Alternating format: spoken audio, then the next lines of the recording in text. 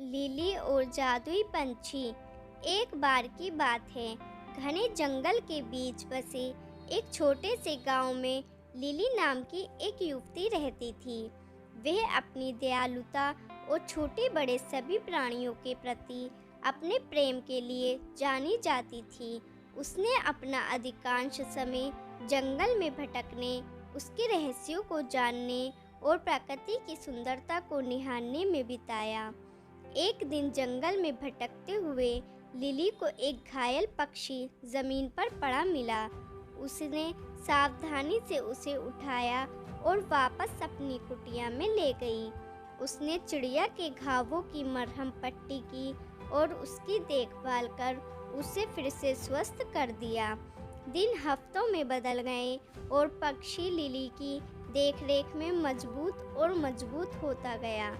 वह अपने दैनिक दिनचर्या के बारे में जानने के दौरान उसके कंधे पर बैठ जाती थी और वे एक दूसरे से बात करने में घंटों बिताते थे। एक दिन चिड़िया ने लिली से साफ और स्पष्ट आवाज़ में बात की। मेरी जान बचाने के लिए धन्यवाद, इसने कहा। मैं सिर्फ कोई पक्षी नहीं हूँ, मैं एक जादुई पक्षी हूँ।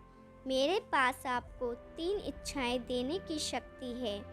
उनका बुद्धिमानी से उपयोग करें, क्योंकि एक बार उनका उपयोग किया जाता है तो उन्हें वापस नहीं लाया जा सकता है। लिली चकित और प्रसन्न थी। उसने लंबे समय तक और कठिन सोचा कि उसे क्या चाहिए। अंत में उसने अपनी पहली इच्छा की। मैं अपने गांव के लिए भरपूर फसल की कामना करती हूँ, ताकि कोई भी भूखा ना रहे। अगले ही दिन गांव के चारों ओर के खेत भरपूर फसल से लहला उठे। लिली की दयालुता के लिए ग्रामीण चकित और आभारी थे।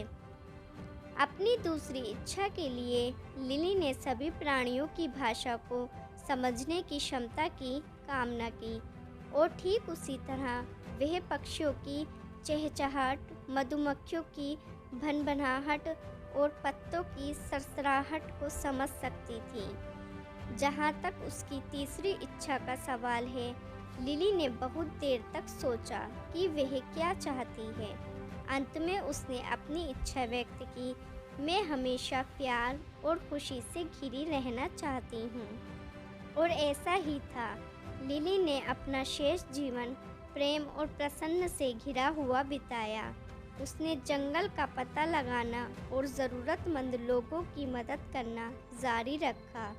और यद्यपि उसने कभी कोई दूसरी इच्छा नहीं की, वह जानती थी कि जादुई चिड़िया हमेशा उस पर नज़र रख रही थी, उसकी इच्छाओं को पूरा करने के लिए तैयार थी, अगर उससे उनकी आवश्यकता थी।